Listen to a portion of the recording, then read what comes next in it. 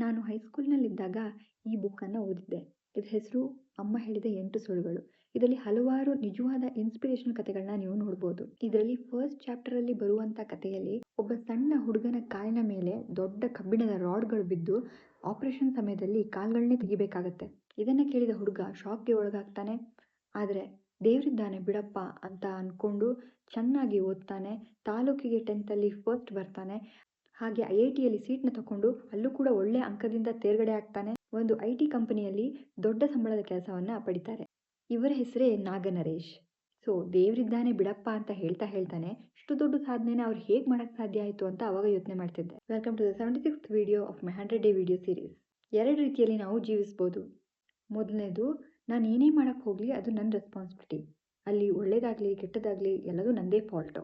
ಎರಡನೇದು, ನನಗಿಂತ ಮೇಲೆ ಒಂದು ಹೈಯರ್ ಪವರ್ ಇದೆ ಅಂತ ನಾನು ಬಿಲೀವ್ ಮಾಡ್ತೀನಿ. ಸೊ ಅದರಿಂದ ಗೆಲುವಾಗುತ್ತೋ ಸೋಲಾಗುತ್ತೋ ಎರಡೂ ನನ್ನ ಒಳ್ಳೇದಕ್ಕೆ. ಈ ಥರ ನಾವು ಯೋಚನೆ ಮಾಡಿದಾಗ ನಮ್ಮ ರೆಸ್ಪಾನ್ಸಿಬಿಲಿಟಿಯ ಭಾರ ಕೆಳಗಿಳಿಯುತ್ತೆ. ಹಾಗೆ ನಮ್ಮ ಕೆಲಸದ ಮೇಲೆ ನಾವು ಕರೆಕ್ಟಾಗಿ ಫೋಕಸ್ ಮಾಡ್ಬೋದು. ಹಾಗೆ ಏನಾದ್ರೂ ಅದು ನಮ್ಮ ಒಳ್ಳೇದಕ್ಕೆ ಅನ್ನೋ ಫೀಲಿಂಗ್ ಇರೋದ್ರಿಂದ ಧೈರ್ಯದಿಂದ ಮುಂದೆ ಹೋಗ್ತೀವಿ. ಸೊ ಮೇ ಬಿ ನಮ್ಮ ಕಥೆಯ ನಾಯಕರಾದ ನಾಗರೇಶನ್ ಅವರು ಇದೇ ಥರ ಯೋಚನೆ ಮಾಡಿದ್ರು ಅನ್ಸುತ್ತೆ. ಸೊ ನಿಮ್ಗೇನನ್ಸುತ್ತೆ? ನೀವು ಯಾವ ಥರ ಥಿಂಕ್ ಮಾಡಿದ್ರೆ ಒಳ್ಳೆಯದು?